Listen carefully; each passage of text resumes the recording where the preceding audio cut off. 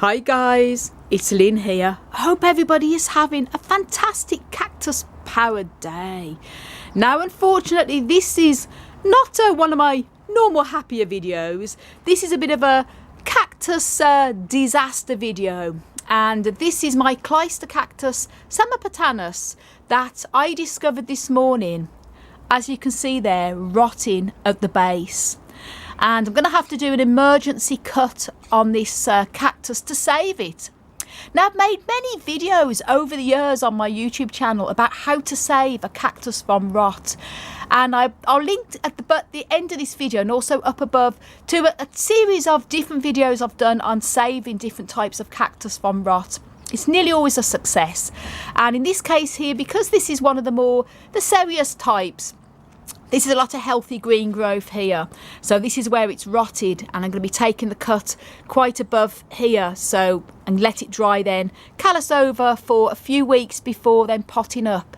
And I'm going to be showing you how I'm going to be doing this. So should you have this happen to your cactus, or in the future, you'll know how to save it if it's not too late.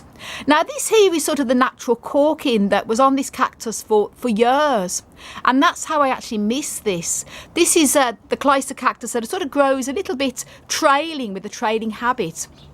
And it was doing well over the summer months, fattened up, growing well. It never flowered this year, which I thought was a little bit odd, but other than that it was pretty healthy. It was sending out loads of new little growths here from the top, which is lovely to see, and no problems there. But then when I got up this morning, I always check the plants. I noticed that it looked a little bit too corky, and when I gently pressed it, my finger went straight through it, and as you can see there, that's the rot. And as I picked it up, it just literally came apart. So I thought, oh no, disaster time. But I always love to share everything in my videos, the happiness with the flowers and how to care for videos, and also the disaster videos, because you learn from disasters. And sometimes a cactus can just rot for no reason. I use a very well draining cactus soil. I only water my cacti in the spring or summer when the soil is totally dried out. As you can see here, this soil is bone dry, so I wouldn't normally water until the soil has dried out again. And this is, I don't know why this has happened, but sometimes it happens. Sometimes it can be a bit of a cut or anything that can get into the base, and then it just rots. It's nearly always caused from root damage and things like that. So this sometimes happens. If you've grown cacti succulents long enough, you're going to pretty much sure you'll experience rot on your cacti at some point. Now what I'm going to be doing here, as I mentioned, I'm going to be taking a cut about 1 inch above here, seeing how it looks inside, and as long as there's no signs of any brown, then that's going to be okay. This will callus over.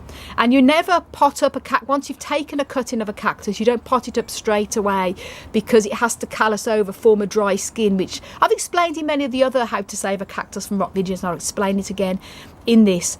I'm going to be getting my wonderful partner Hans to actually do the cut, and the reason for that is we're going to need a scalpel to cut it, and I'm actually scared of knives, guys. I'm okay with normal sort of knives, but when it comes to scalpels, I'm a little bit scared of them. So I'm going to get my partner to do it. He's very good with using the scalpel, so no problem there. So here we go, a little bit about this rotting cactus, and now I'm going to show you how we're going to save it. Now then, I've got Hansi here, and we decided, rather than a scalpel, we decided to use a larger knife, which Hans has got here. And you always want to make sure that you use a clean, sterilised knife. So sterilise the knife either with alcohol or with boiling water before using it, because you don't want to spread any more infection onto the fresh growth. And you also want to protect your hands as well. Either use some sheets of newspaper rolled around when you're handling cactus, or in this case we're using a plastic bag so the spines don't go through, and it gives us a bit of support. So here we go, Hans wrapping the bag right around there to protect his hands. And you want to make sure you cut a good inch or so above the part that you can see is rotting, and cut straight across. And there you go. Good news is it's completely clear. The vascular core, which is this bit here, the circle, there's no signs of any brown, orange or any rot at all. If you happen to cut it and you still see these little spots of brown or orange, you have to cut more and more until it's completely clear like that. I'll just show you there. That's the bit left behind, so all the rotting part's gone. And as I mentioned, you have to make sure that it completely calluses over for a few weeks until it forms a white scab. Now Hans is also cutting away a little bit at the sides there, and the reason why he's doing that is because when the roots do form, they're going to come from the core in the middle rather than at the sides. Now if you take a cut in and it comes out at the sides, it doesn't really matter. It's just that it's better for the cactus to root from this core here. Center cylinder here. Yes, yeah, that's the cylindrical core. You can see here, it's a part of the root here. Yes. But it's gonna shoot more here. So yeah, it's brilliant. A clean, lovely cutting. Now, yeah. so. Now what you can do, once you've taken the cut, you can either put, I often use sulphur powder, sprinkle the sulphur powder. This stops any infection or fungus forming on the exposed part until it has a chance to fully callus. Or you can use pure cinnamon powder as well. Cinnamon powder, as long as it's pure cinnamon powder, also works as a fantastic fungicide. Or if the weather is quite dry, in this case here we're having a bit of good weather at the moment in Ireland, so I'm going to leave it open like this on this table. You want to make sure that, as I say, it's completely dry, and then you also want to store the cut in a place that's away from direct sunshine, in a bright and a dry position away from direct sunshine before potting it up. And I've made a video as well on how to pot up a tall cactus cutting. This will be the same with this as well. So I say I'll link the videos all down below in this video. Now after a few weeks, once this has formed a white hard scab, which they call callusing over, then it's ready to pot up as a cutting. And it's sort of early autumn here, sort of very late summer, early autumn. So what we're going to be doing with this is, once it's completely dried, we're going to be potting up and very well draining cactus soil and keeping it dry then until the following spring. But if this happened to be during the growing season, spring and summer, then you can pot it up once it's calloused, obviously, and then you can give it a bit of a spray with rainwater or water around the base just to encourage rooting, but don't go ahead and water as normal until the cactus has formed a good root system.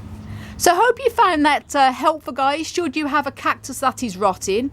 And as I say, keep it, as I mentioned before, in a dry position away from direct sunlight. And in this case, because it's dry today and overcast, we're going to just leave it here on the table for a few hours, and then we're going to hang this up in the polytunnel in a shaded spot so we can get lots of ventilation around it so it doesn't cause any mould issues. But you can also use, as I say, cinnamon powder as well, or some sulphur powder as a bit of a precaution.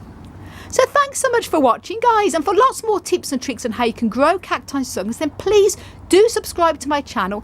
Don't forget to click that notification bell. Also subscribe to my wonderful fiancé Hansi's channel as well, and links also will be up above. And for more growing tips as well, check out my website, desertplantsofavalon.com, and you can also follow me on Facebook, Instagram and Twitter at Desert Plants of Avalon. I want to send you loads of love, heaps of happiness, and tons of cactus and succulent power from across the Emerald Isle. And until my next video, bye.